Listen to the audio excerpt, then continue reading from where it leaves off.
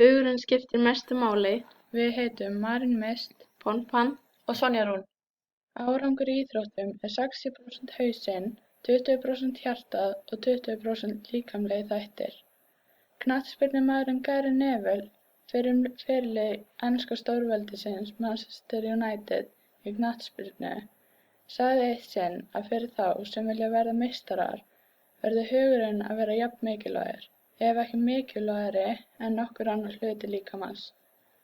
Líkamlegt ástand leikmanna, taktískur skilningur, tæknileg geta og andlegur styrkur eru þættirnir sem skipta mestu máli í frammistöðu leikmanna. Sjálfstraust. Niðurstöður rannsókna benda til þess að sjálfstraust sé þáttur sem sker mjög oft úr hvert íþróttamenn ná langt í sinni íþrótt eða ekki. Íþróttasálfræðingar skilgreina sjálfstraust sem trúna á að geta framkvæmt æskilega hegðun á árangursríkan hátt. Þessi hegðun gæti verið að sparka fótbolta, jafna sig á hnémeiðslum eða skora 3 stiga körfu. Sá þáttur sem er sameiginlegur í þessu öllu er trúin á að þú gætir leyst verkið af hendi.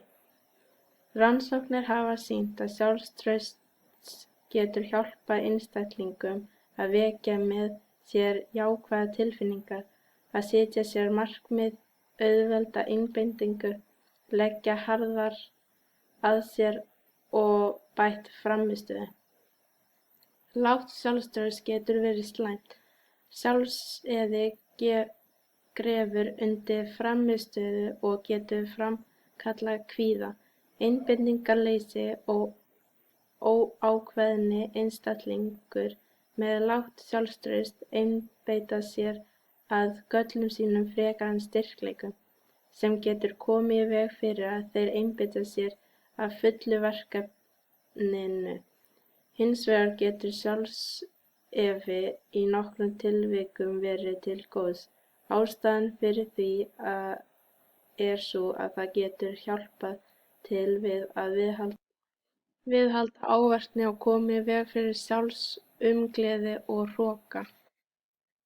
Kvíði. Þrátt fyrir að margir nota hugtökin streita og kvíða sem jafngild telja íþróttasálfræðingar það mikilvægt að gera greinarmun á þeim. Kvíði er neikvætt tilfinningalegt ástand, því fylgir óróleiki, áhyggjur og ótti. Öll getum við fundið fyrir streitu í daglegu lífi og er það mjög eðlilegt. Í flestum tilfellum háir það okkur þó ekki. Það er ekki fyrr en streitan er farin að hafa alvarleg áhrif á daglegu lífi sem talað er kvíðaraskanir. Kvíði getur birst í hugrænan hátt og er hræðsla, neikvæðar hugsanir og slæm einbeiting. Meðal einkenna hann getur einnig birst sem líkamlegur kvíði, ör hjartsláttar, hærri blóðþrýstingur, vöðvaspenna, svitamyndun og munnþurrkur er algeng einkenni. Sálfræðingar töldu að samband kvíða og frammistöðu væri línulegt og að aukinn kvíði leiddi til betri frammistöðu. Lítið er til af fræðilegum rannsóknum sem styðja hvatakenninguna.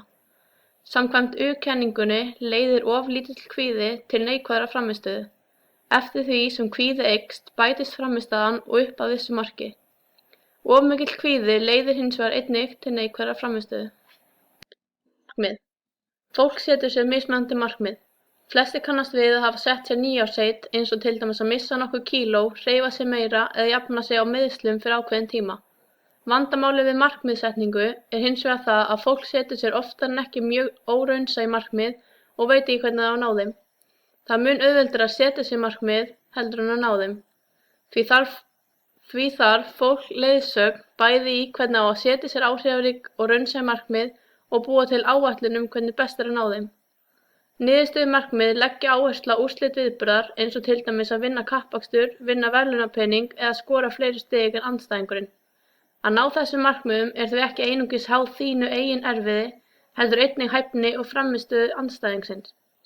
Þú gætir átt besta golfhring ævinnar en samt tapað og þannig ekki náð markmiðinu þínu að sigra mótið. Andlegur styrkur er mikilvægari en líkamlegur styrkur, því undir lok tímabilsins er andlegur styrkur eini óstöðugi þátturinn. Við tökum erfiðar ákvarðanir þegar kemur að því að leyfa andlegu eða líkamlegu hliðinni að ráða.